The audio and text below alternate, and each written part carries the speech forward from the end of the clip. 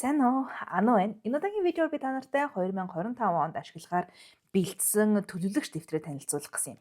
Сүүлийн 2 жилийн турш би яг Hobonichi-гийн Wix гэдэг ийм хэмжээтэй дэвтрийг ашиглаж байгаа байхгүй юу? Өнгөрсөн жил буюу 2023 онд би Mega гэдэг нэлээд зузаан хувилбарыг нь бол ашиглаж исэн. Тэр танилцуулж исэн видеонуудыг бас дээр карт болоод видеодоор тайлбарлах холбочих юм.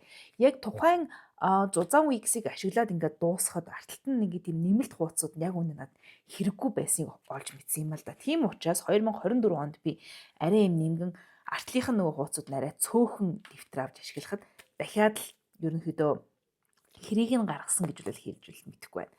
Тэгвэл бас бодоод исэн чинь бас эргээд нэмлээ нэм structured юм бүтцлэгдсэн буюу анхны нөгөө одоо энэ саруудынх нь өдрүүдийг нь хүртэл ингээд зураад өчгсөн байгаа дэвтрийг эхлээд ашиглахад надад энэ нь өөрөө айгүй давуу талтай санагддаг байсан байхгүй юу. Гэтэ явандаа бодоод ирэхнээ эргээд бас энэ нь жоохон англиар restricting гэдэг л дээ жоох юм хумсан те хитрхи жоох нэг хүчсэндүү юм шиг мэдрэмж ус төрүүлээд эхэллээ л дээ.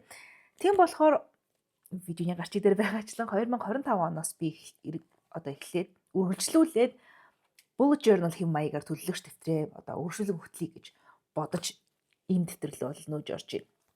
Өмнөх хугацаанд бол би илүү bullet journal A5, B6, A6 гэх мэтчлээ айгүй олон янзын хэмжээтэйгээр хөтлөж исэн байхгүй юу? Энэ удаад би дахиад яг ийм Leuchtturm 1917 гэдэг яг A5 хэмжээтэй болон A6 хэмжээтэй дэвтрийг нь ашиглаж исэн брендийнхаа B6 Plus гэдэг size хэмжээг нь бол авч ашиглаж байгаа. Надад яг энэ B6 хэмжээ бол энэ тэмдэглэлийн дэвтрнүүдээс хамгийн тохиромжтой дэвтэр шиг санагддаг. A5 жоохон томдох гээд байдаг мөрчлөөсөө A6 жоохон жижиг санагдаад байгаа бол B6 хамгийн одоо гоё одоо хэмжээ. Өндрөөрөө яг миний одоо ашиглаж байгаа Wix-тэй бол яг адилхан. Гэхдээ арай жоохон өргөндөө гэх юм уу? Гэд үзэхээр ингээд ашиглахад арай юм эрхчлөөтэй илүү том талбайтай болж ирсэн. Тэр буцаагаад илүү bullet journal хэв маягаар хөтлөх одоо дэвтэрний эрхчлөөгөө эргүүлж олж авж байгаа ч юм уу да гэсэн бодол бол төрөөд байна. Тэгээ яг энэ нь болохоор Leuchtturm-ийн дэвтэр болох нэг Rising Colors зүйлүүдээ нэг өөр юм коллекцаас нь гарч исэн юм цэнхэр өнгөн байдгийн.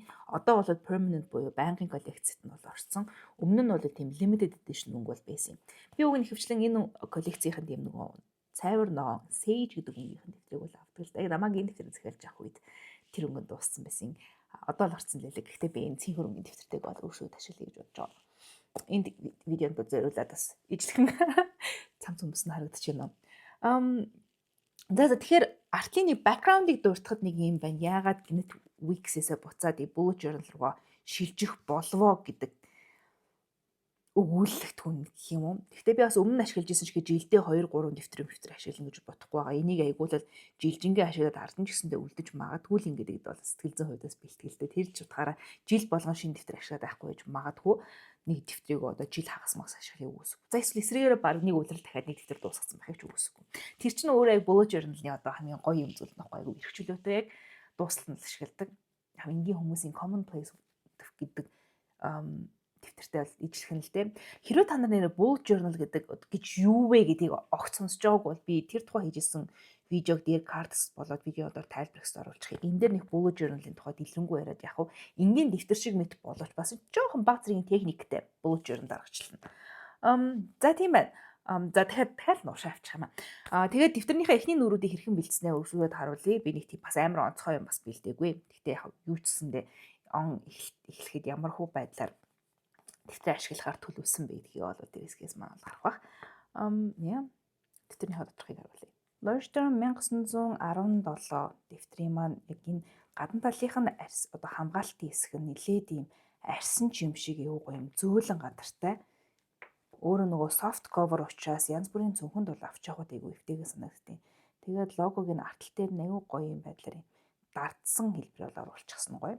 Өөрөөсөө ингээд амийг нь хамхичдаг ийм резинэн хаалттай учраас бас цүнхэнд авч явахд бол аюулгүй санагдана. Аюулгүй ч гэж за аюулгүй юм да. Нэмээд өөрөөсөө ийм хоёр ширхэг юутай bookmark гэдэг ийм хавчуурахтай учраас дэвтэрнийхээ хоёр хэсэгт бол ийм тэмдэглэгийг бол хийж болдог. Ерөнхийдөө энгийн иймэрхүү дэвтэрнүүд бол нэг дор нэг л одоо bookmark буюу ийм хавчуурахтай байдгаас ялгаатай энэ Leuchtturm-ын гоё зүйл нь бол энэ байгаа ийм хоёр янзын bookmarkтай. дэвтэрнийхээ арталтаар ийм бас халаас бол байдаг. Авч явж шаардлагатай зарим зүйлсүүд байх юм бол дэвтэрнийхээ арталтын энэ халаасандаа хийчихэж болдог. Айгу тийм тухтай амар байдаг гэх юм уу. За өөрөө дэвтэр маань нийтдээ дугаарлагдсан 123 одоо нүртэй. Тэгээд нүрүүд нь өөрөө юм хоорондоо 5 мм-ийн зайтай ийм цэгэн мөртэй dotted гэж хэлдэг. Илүү bullet journal ашиглах тохиромжтой ийм хуудастай байна. 123 нүртэй дэвтэр нь гэхээр soft cover буюу юм зөөлөн хавцтай дэвтэрүүд нь арай ийм цөөн цаастай байдаг. Leuchtturm-ийн илүү зузаан одоо нөгөө хатуу хавцтай дэвтэрнүүд нь харин 200 гаруй нүртэй байдаг. Учраас хэрвээ та нарт хатуу хавцтай илүү олон хуудас хэрэгтэй бол илүү тэрлүү нөрөөрэй. Миний хувьд нөгөө авч явах дэвтэрхэн хөнгөн байлгах зорилгоор илүү зөөлөн хавцтай дэвтэрлүү нь бол орсон юм. За уртлаасаа бол эхлэхэд эхэнд нь бол тухайн дэвтэр эзэмшигчийн хэсэг бол байдаг. Би энэ видео биш дуусчаад энэ дээр өөрийнхөө мэдээллийг оруулна. Нэр, утас, имэйл хаягийг бол бичих юм бол яг юмыг яаж мэдэх дэвтэр алга болсон байх дахиад эргүүлж олж авах бол эвтэйхэн байдаг. Артлаас нь яг энэ үндсэн дэвтрийн хавцыг дэвтэртээ уйж байгаа одоо нааж байгаа ийм хэсэг бол би энэ хуудас дээр би нэг юм бичиж байдаггүй. Араас нь индекс буюу яг гарчгийн товёг хэсэг байдаг. Үндсэндээ нийтдээ 2 нүур дамсан одоо тухайн зүйлийн хуудасны дугаарыг бичээд арталт нь юу байгаа вэ гэдгийг бичих зориулалтай юм товёг гэх хэсэг байгаа. Би одоогоор эндээс харахны нэг 17 нүрэн дээр нь юм бол тэмдэглэчихсэн байгаа юм байна. За үндсэн дэвтрийнхаа өсвөр рүү ороход 1-р нүрэн дээр хэвшин 2025-д эхэлчлээ. Энтлийн нүрэн дээр нэг юм бичих мөр байдаггүй учраас би энэ нүрийг нэг тэр болгон ашиглаад байдаггүй. Ганцхан энэ нүрэн дээр нэг тийм юу ч бичих үдэ гэж бодоод идэх юм уу яадын мэдгүй юм тач би эзэж юм бичиж сураагүй. Тэр 1-р нүрэн дээр юмыг ааж өгөхөд 2025 гэд биччихлээ. За 2-р нүрнээс эхлээд илүү grid spacing guide гэдэг. Яг нийтдээ энэ дэвтэрний энэ нүднүүд нь хэд байгаа дэвтрийнхаа юм хуудсуудыг why гэх юм бол яаж хуваах вэ гэдэгт ашиглах зориулалтай grid spacing guide-ыг энэ талтаа гаргаад байвал зүгээр. Ер нь бол ийм нэг нүрийг дамдаг учраас уг хүмүүс энэ нүрэн дээр grid spacing guide хийж болно л доо. Гэхдээ явандаа ингээд хойшоогоо явцсан байж байгаад урагшаа grid spacing guide харах юм бол ингэж байгаа харчиж болдог учраас би иймэрхүү grid spacing guide-ыг зүүн талынхын нүрэн дээр одоо хийх илүү дуртай. Тэгэхээр энэ нүр маань эндээсээ ингээд тоолоод үзэх юм бол 1-ээс 22 дугаар одоо нүд хүртэл буюу нийтдээ 22 хөндлөнгөөр 22 нүдтэй. За босоогоороо 1-ээс 34 нүдтэй. Тэгэхээр ийм хэмжээтэй дэвтрийг хэрхэн хуваах вэ гэдгийг бол харуулсан байна. За хөндлөнгөөр нь хуваах хэсэг бол энэ дээр буюу 17 дахь нүдний доор бол байгаа юм. Босоогоор нь бол энэ ч одоо 11-р нүдний араас байгаа гэх юм уу. Гэх мэтчлээ ингээд 2 нүдээр нь одоо 2 хэсэг тэнцүү хуваая, 3 тэнцүү хуваая гэвэл ийм байхan 4 тэнцүү хуваая гэвэл ийм 5 хуваая гэвэл ийм гэх мэтчлэн хэвдээ болон босоогоор нь илүү нөгөө дотроо 100 юм тэмдэглэдэг хүмүүст арай тохиомжтой байж магадгүй ингэж бодоод одоо өөртөө ингэж хуваавал арай дээр шүү гэдэг шаблон маягийн юмыг бэлдэж өгч байгаа гэх юм уу. Тийм зүйлийг энтлийнхаа дүрэн дээр оруулчлаа. За баруун талын хэсэг дээр нь бол эхлээд сарын одоо future log буюу одоо ирээдүйн гэ зөвхөнсөн юм төлөлтүүдийг хийх боломжтой хэсэг байдаг. Энэ дээрээс эхлээд 2025 оны 1-р сар, 2-р сар, 3-р сар, 4-р сарын календарыг бол гараараа бичиж өгсөн. Би илүү нөгөө даваа гарагаас шинэ 7 хоног эхлүүлдэг. Зарим хүмүүс бол одоо ням гарагаас шинэ 7 хоног эхлүүлэх нь ч байдаг юм билээ. Миний хувьд бол даваа гарагаас бол эхлүүлж тэмдэглэдэг. Тэгээ аль хэдийн тухайн сартаа болохоор хүлээгдэж байгаа зарим зүйлсүүдийг энэ тажууд нь бол тэмдэглээд аваа явчихна. Дараа нь сарынхаа нүрэн дээр ч гэсэндээ бэлтгэхдээ бол энэ хэсгийн мэдээллийг ашигладаг юм. Тэгэхээр нэг нүрэн дээр ингээд 4 сар бол багтчихсан. Энэ нь одоо энэ дээр тэмдэглэсэн байгаа энэ quarters гэж хуваасан одоо хэсгүүдтэй яг уялдаад явж байгаа гэдгийг анзаараарай. Зарих нь нүрэн дээр бол яг future log буюу ирээдүйн төлөвлөлт маань үргэлжилж байна. 5, 6, 7, 8 дугаар сар, 9, 10, 11, 12 дугаар сарын хэсгүүдийг ингээд 3 нүр дамнуулаад 12 сараа төлөвлөж өглөө. За илүү bullet journal-ийнхоо эхэнд байлгадаг нүрүүдээс бол харахад би 52 долооны хуримтлалт болон за орон сууцны хуримтлалт гэсэн 2 нүрийг бол энэ хэсгээр бол бүгэлж байгаа. Тэр хүмүүс 52 долооны хуримтлалыг бол нэлээд мэдж байгаа бах. Янз бүрээр би өмнө нь бол хийж исэн. Жишээ нь за өнгөрсөн 2000 одоо өнгөрсөн жиштэй одоо шувтарч буй 2024 онд бол би 52 долооны хуримтлалаа жишээ нь ингэж хийсэн юм л да. 1-ээс 52 долларыг одоо бичиж агаад тэгээд одоо сар 7 хоног болгон ингээд ахиулаад хуримтлалтаа хийгээ явуулсан. Эний эцэст бол 1378 долларыг бол хуримтлах боломжтой. Өмнө нь нөгөө талаас нь зүйл хийжсэн тохиолдол бий. Тэгэхээр яг энэ 1-ээс 52 хүртэлхийг би нэлээд олон янзаар хийгээд үзсэн учраас энэ жилээс арай өөрөөр буюу 7 хоног болгон тэнцүү дүнгээр буюу 7 хоног болгон $25 хий гэж бол бодсон юм. 2025 онд 7 хоног бүр $25. Гэх мэтчлээ ингээд эндээс нахиусаар байгаа 5-7 хоногийн эцэст би за $1300 цуглуулсан байна гэж үзэж байгаа. Энэ нь 12 дугаар сард ч юм уу сүүл рүүгээ санхүүгийн жоохон дарамтнаас арай сэргийлэх зориулалттай. Тэгээд тогтмол хуримтлал үүсгээд ерөн сурчсан учраас надад энэ метод, энэ аргачлал бол нэг бас тохиромжтой байж магадгүй гэж бодож байна. Та нар ч гэсэндээ өөрсдөө тохиромжтой хуримтлалын арга барилыг бас сонгоорой. Нөгөө талдаа бас орон сууцны хуримтлалаа бол мөшгөх хуудсыг бол оруулж өглөө. Араас нь хөрөнгө оруулалтын хуудас бол орж ирж байгаа. Энэ дээр би ер нь хувьцаанд оруулсан хөрөнгө оруулалтынхаа өгөөжийг за хөрөнгө оруулж байгаа худалдаа авалтыгаа болоод ногдол ашиг зэрэгээ бол мөшгөхөд зориулж нэг нүрэ гаргалаа. 2024 онд би энэ нүрээ нэг иймэрхүү байдлаар хөтлөөд яг л 2 нүр бол багтдсан билээ. Яг нэмж худалдаж авсан хувьцаанууд болоод яг тухайн хувьцааны ногдол ашигуд хэдний өдөр орж ирсэн, ямар дүнгээр байсан бэ гэдгийг мөшгөхөд харчихдаг. Тэгэхээр яг тийм зорилгоор энэ нүрийг бол ашиглана гэж бодож байна. За ингээд нэг өмнө нь огт хийж байгаагүй нэг зүйл нь болохоор ийм байгаа юм. Илүүтэй цэвэрлэгэнд илүү төвлөрсөн байнгын давтамжтай хийдэг зүйлсүүдийг илүү оруулж ирлээ л дээ. Жишээ нь өдөр бүр юу хийх вэ гэж үзэхээр за өглөөний цайны дараа цэвэрлэн аяг тавгаа угаана. Тэгээ тухайн ширээгээ арчин тэгэл тухайн зарим зүйлсүүдийг бол янзлан гэх мэтлэн өдөр болго хийдэг хийнэ. 7 хоног бүр гэх юм бол за энэ зүйлсүүдийг хийнэ. 2-7 хоног бүр заавал эдрийг хийнэ. Сар бүр харин эдрийг хийнэ гэж төлөвлөсөн. Тэгээ одоо 7 хоног бүр хийх юм бол 1 он чинь бол 52-7 хоногтой учраас хэдэх 7 хоногт нь тухайн ажлаа хийчихэд эдрийг бол бүглөөд явчихна. 2-7 хоног бүр хийж байгаа бол бас л ингээл 2-7 хоног бүр энийгээ бүглөө явчихна. Сар бүр хийж байгаа бол бас энийг ингээд сар бүрт нь будаад явчихна. Тэгэхээр нэг талаасаа ийм recurring tasks гэдэг л дээ ийм илүү байнгын тогтмол болж идэг зүйлийг зүгээр юу хийх вүлээ гэдэг чи өөртөө зориулсан чеклист байдлаар бол ингэж хийж үзье гэж бодсон юм. Таалагдвал та нар бас ашиглаарай. Нөгөө талдаа бол би хамгийн сүүлд хийсэн гэж одоо юм бүртгэж байгаа илүү одоо үсэн янзлуулсан одоо шүдний сойсныхоо толгойг сойсон, за вакс хийлгсэн, маникюр хийлгсэн гэх мэт хамгийн сүүлд хэдний өдөр хийсэн бэ гэдгийг энэ дүдүүд ингээд тэмдэглээд явчихаар яг хэр тогтмол бас хамгийн сүүлд юу хизээ хэдүүлээ нэг юм тогтмол бус давтамжтайгаар очдог хийдэг зүйлсүүд байдаг штэ. Тэгэхээр тэрийг мөшгөх зориулалттай ер нь бас л өөрийгөө жоохон хариуцлагатай байх зориулалтаар хийж байгаа нүр гэх юм уу. Илүү эдрийг нь олон болгоод будаад ашиглаа явчихна. Тэгэхээр энэ нүр илүү тийм тогтмол хийх recurring task, илүү recurring chore гэх юм уу. Тиймэрхүү зүйл зориулсан хавсарсан нүр байна. Заараас нь хугацааны бүртгэл буюу илүү арьс арчилгаа гоо сайхны бүтээгдэхүүнүүдийг маань ашиглаад одоо хэрэглэж дуусгах ёстой хугацаанууд ямар байгаа вэ гэдгийг мөшөх зориулалттай нүүрний хувьд бол юм байна. Илүү та нар бас мэддэг бол би арьсан арчлыг цувралаараа арьс арчилгаа гоо сайхны тухай видеог бол агуулгуудыг хийдэг. Би плейлистийн дээр карт болоод доор тайлбарлаж тоолбочихъя. Тэгэхээр одоогоор ингээд нөгөө задлчихсан байгаа бүтээгдэхүүнүүд маань бол ийм байгааг энэ дээр хугацаа нь юу хизээ дуусах вэ? Хэдний дотор бол хэрэглэж дуусгасан байх ёстой вэ гэх мэт шин тэмдэглэгнүүдийг бол хийждэг. Энийг байнга бас харж байгаа хугацаанд дууссан бүтээгдэхүүн байх юм бол хаях ч юм уу эсвэл ойртож явах юм бол тэр бүтээгдэхүүний арай эрчимтэй хэрэглэх ч юм уу тийм зорилготоор бол ашигладаг.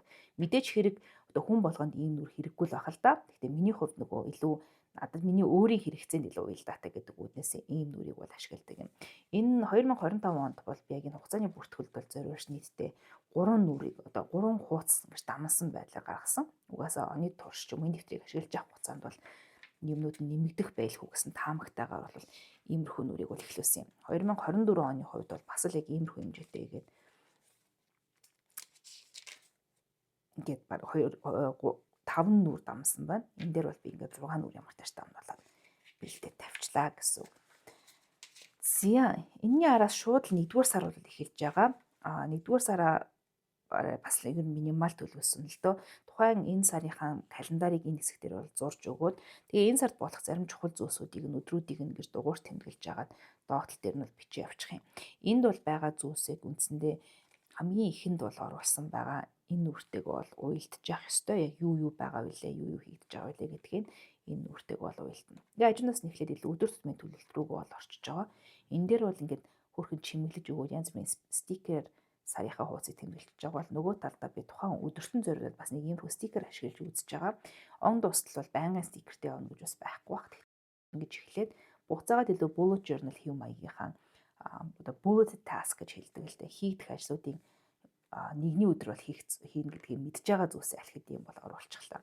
Тэгэхээр Энийн өдөр бол яг юу гэдэг вэ гэдэг юм чинь. Нүүрэнд нь зориулаад янз бүрийн стикернүүдийг бол ингээд наагаад явчихад байгаа.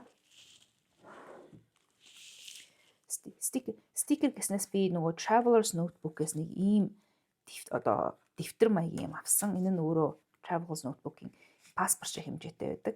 Өөрөөр release paper буюу нөгөө стикерний арын хуудас гэдэг чинь тэрэн шиг юм дан ийм release paper-нүүдтэй юм дэвтрүүд юм байлээ.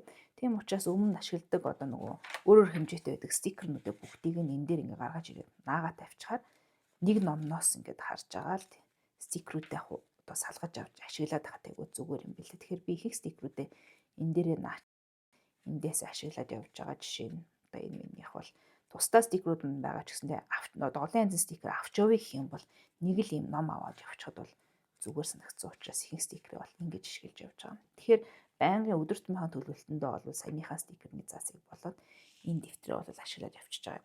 Харин үзэг балны хувьд би яг өмнөх ашиглаж исэн Hobonichi-ийн үзийг бол ашиглаад явна. Энэ миний 2024 оны дэвтийг бол дагалдаж ирсэн Hobonichi-ийн дагалддаг үүний пен өөр дээрээ хар ингээд цэнхэр болоод улаан өнгийн 3 өнгийн балтай. Би зүгээр сүүлд Amazon-оос ч илүү байж байгаа. JetBrains ч илүү те. Яг хар өнгөнийх нь энэ балыг нь хамгийн их ашигладаг хар өнгөнийхөө запасуудыг нь авчихсан. Тэгэхээр дуусах юм бол оронд нь орлуулаад ашиглаад байна гэсэн үг юм. Тэгэхээр яг зөвхөн тэгэхээр дэвтэр шилжиж байгаа ч гэсэндээ яг ингээд ашиглаж дадсан үзэгнээсээ нэг салсангүй л өөрөөр ашиглаад явна гэсэн үг. Тэгэхээр альва одоо дэвтэрний системийг өөрийнхөө хэв маягт өөрийнхөө хэрэгцээтэй тааруулж өөрчлөх нь айгүй чухал байдаг. Энэ бас миний 2022 онд ашиглаж исэн Hobonichi дэвтрийн бас үзэг ингээд байж лээдэг. Энэ хоёрыг яг зэрэгсүүд ашиглаж болно. Яг л нэг үзэг зүгээр гадналын гэрнийхэн дизайн л жоохон өөр болохоос шиг үзэгнийг адилхан. Тэгэхээр нэг юмрхон. За ингээ энэний араас ингээ цаас үргэлжлээд явж байгаа. Хэдийгээр анхаас юм хов хоосон цаас жоохон амар харагдаж магадгүй ч илүү bullet journal хийж сурсан хүмүүсийн хувьд бол бараг гой боломжсог санагддаг. Ерөөсөө алтна гэж байхгүй, заавал хөөрхөн байх албагүй. Янз бүрээр хийж болдог. Заримдаа бол өдрийн хэмжээ ингээд болчих юм байхад зарим нэг өдөрт бүтэн нүүр эсвэл 2 нүүрч хэрэгцээтэй болох өдрүүд бас байдаг. Тийм учраас өөрөө хэрэгцээнд тааруулан юм уялдуулан дэвтрээ ашиглах боломжтой байдаг юм. Одоо ийм bullet journal хэв маягаар бол шилжих гол шалтгаан буцаагаад яг иймэрхүү жоох юм том цаастай дэвтэр тийм юм зургийг юм бичихэхэд иймэрхүү юм том expensive гэдэг л тийм иймэрхүү дэвтэр ашигламар санагдаад гэхдээ тэгсэн ч гэсэндээ A5 шиг том биш илүү B6 ялангуяа тиймээд юм soft cover буюу юм зөөлөн coverтай авч явах дэвтэх юм дэвтэр байлгахыг хүссэндээ би 2025 онд bullet journal хэв маягийнхаа дэвтэр рүү иргэн нүүж орж байгаамаа. 2025 онд ашиглахаар бэлдсэн bullet journal маань таалагдсан гэж найдаж байна. Та нар 25 онд төлөвлөгч дэвтэр ашиглах гэж байна уу? Тийм бол ямар хэм маягаар ашиглах гэж байна? Ямар шүү дэвтрүүд бэлдв? Хэрвээ алхидийн тэрэг танилцуулсан видео ч юм уу, Instagram пост ч юм уу те бэлдсэн бол видеодор комментороос хуваалцаарай гэж уриалъя. Би бинтээ дэвтэрний community-ийн тухай бинтээ өөрсдийнхөө дэвтэрний өөрсдийнхөө creativity. Самагадгүй барсан дэвтэрний минимализм ч гэсэндээ би бинтээ хамтдаа хуваалцгаая. Эх оноос 25 оноос бас дэвтэрний контент бас арай нэг жоохон бусад эргээд сэрэх болов уу гэж бодож байна. Гэхдээ YouTube дээр биш юм аа гэхэд илүү юун дээр ашиглах бах. Instagram дээр ч юм уу илүү оруулж магадгүй гэж бодлоо. Anyway, урьдчилан их олон юм амлаад явах. Дэвтэрний видеотой хамтасан баярлалаа. Энэхүү видео таалагдсан бол лайк дараарай. Тэгээ саний зүйлсүүдийг доор комментээр асуулт хийгөөсэй. Хэрвээ миний сувгт subscribe хийгээгүй байгаа бол энэ доор байгаа subscribe товчийг дараад хажууд нь хонхыг дарчих юм бол намайг шинээр видео оруулах болгон notification очих болно шүү. Хамт байсан баярлалаа. Дараагийн видеогоор том утгагүй эргээд уулзъя.